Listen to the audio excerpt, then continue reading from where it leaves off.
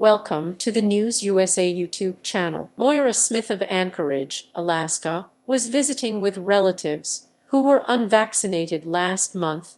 Both Smith and her mother, who are vaccinated, came down with COVID-19 infections. Ash Adams/The New York Times: people who experience breakthrough infections of the coronavirus after being fully vaccinated are about 50% less likely to experience long COVID-19 than are unvaccinated people who catch the virus, researchers said in a large new report on British adults. The study, which was published in the journal Lancet Infectious Diseases on Wednesday, also provides more evidence that the two-shot Pfizer-BioNTech, Moderna, and AstraZeneca vaccines offer powerful protection against symptomatic and severe disease. This is really, I think, the first study showing that long COVID is reduced by double vaccination, and it's reduced significantly, said Dr. Claire Steeves, a geriatrician at King's College London and the study's lead author. Sign up for the morning newsletter from the New York Times. Although many people with COVID-19 recover within a few weeks, some experience long-term symptoms,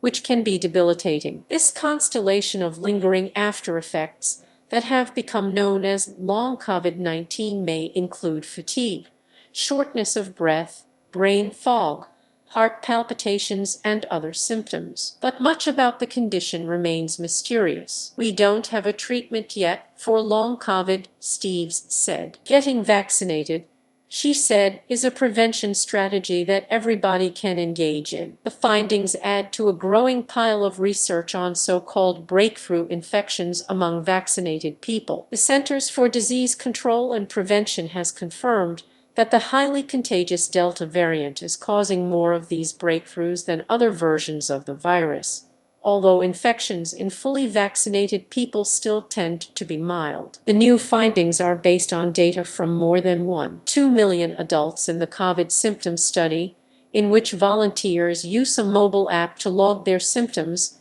test results, and vaccination records. The participants include those who received at least one dose of the Pfizer, Moderna, or AstraZeneca vaccines between Dec. 8 and July 4, as well as a control group of unvaccinated people. Story continues of the nearly 1 million people who were fully vaccinated. 0.2% reported a breakthrough infection, the researchers found. Those who did get breakthrough infections were roughly twice as likely to be asymptomatic as were those who were infected and unvaccinated. The odds of being hospitalized were 73% lower in the breakthrough group than the infected, unvaccinated group. The odds of having long-term symptoms lasting at least 4 weeks after infection were also 49% lower in the breakthrough group. Of course, vaccines also massively reduce your risk of getting infected in the first place, Steeves said. That lowered risk means that vaccination should reduce the odds of long COVID-19 by even more,